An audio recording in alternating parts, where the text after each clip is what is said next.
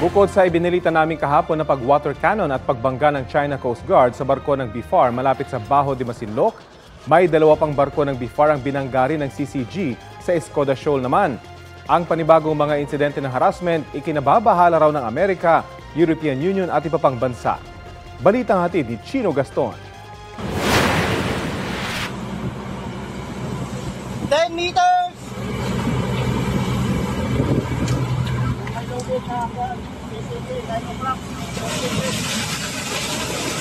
Dihit!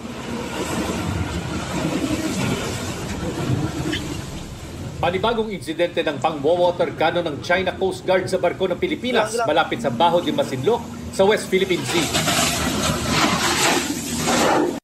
Mula sa ere, kitang-kita kung gaano kalaki ang China Coast Guard 3302 kumpara sa winang water cannon na BRP Dato Pagbuaya ng Bureau of Fisheries and Aquatic Resources.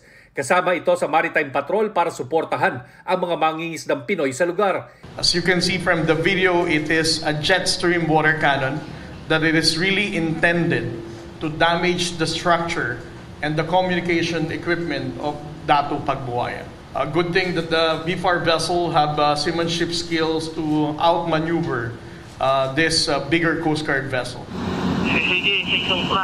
Hindi lang isa kundi dalawang beses ng water cannon ang barko ng China at hindi lang binomba ng tubig kundi binangga rin ang BRP Dato Pagbuaya.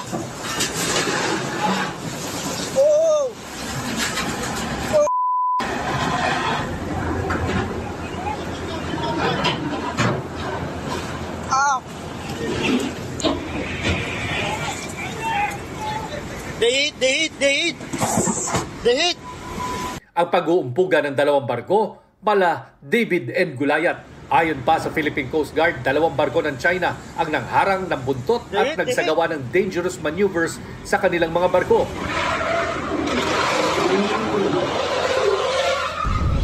Kabilang dito ang isang barko ng Chinese Navy.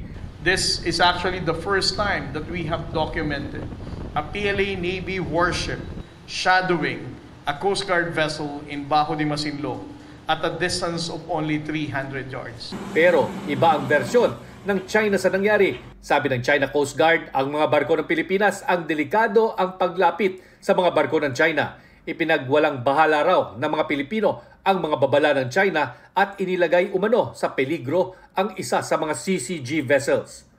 This is actually an overkill. Imagine this, our BFAR vessel is so small compared to this humongous size China Coast Guard vessel. And they have disregarded the collision regulation intentionally, side-sweeping a smaller Coast Guard, a smaller BFAR vessel. Halos kasabay ng nangyari sa Bajo de Masinloc, nakaranas din ng pangaharas ang mga barko ng Pilipinas malapit sa Escoda Shoal. Naroon ang BRP Dato Romapenet kasama ang mga barko ng PCG para tulungan ang mga Pilipinong pinipigilan daw mangisda sa lugar. Ang BRP Dato Bangkaw ng BFAR, dinigitan at sinagi rin ang tagiliran ng barko ng China Coast Guard. Isang Chinese warship ang namataan sa lugar pero hindi na ito lumapit. Ayon sa National Maritime Council, bahagi ng teritoryo ng Pilipinas ang Bajo de Masinloc na nasa loob din ng ating Exclusive Economic Zone. Nasa loob din ng ating EEZ ang Escoda Shoal. Alinsunod yan sa United Nations Convention on the Laws of the Sea, 2016 Arbitral Ruling at Philippine Maritime Zones Act. Ang bagong pasang batas, inalmahan na noon ng China dahil isinama sa West Philippine Sea ang Bajo de Masinloc at Kalayaan Group of Islands kung saan meron silang inaangkin na mga teritoryo. We deem it as it's illegal. They do not have any basis for that. And if ever they do submit it, they did submit it to the UN, hindi naman automatic yan eh. It will still come up with a, will go through process.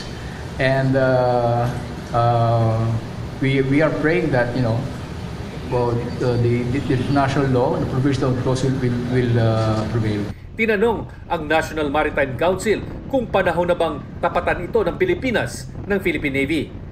What to happen is actually kasi when you put a Navy vessel against a Navy vessel, it will only escalate the tension. The strategy is it's always a white ship play because that is a personality of the Coast Guard, peaceful police. But the Navy is on the defense side, so pag tinapat mo ang gray sa gray, it can escalate the situation. Chino Gaston nagbabalita para sa GMA Integrated News.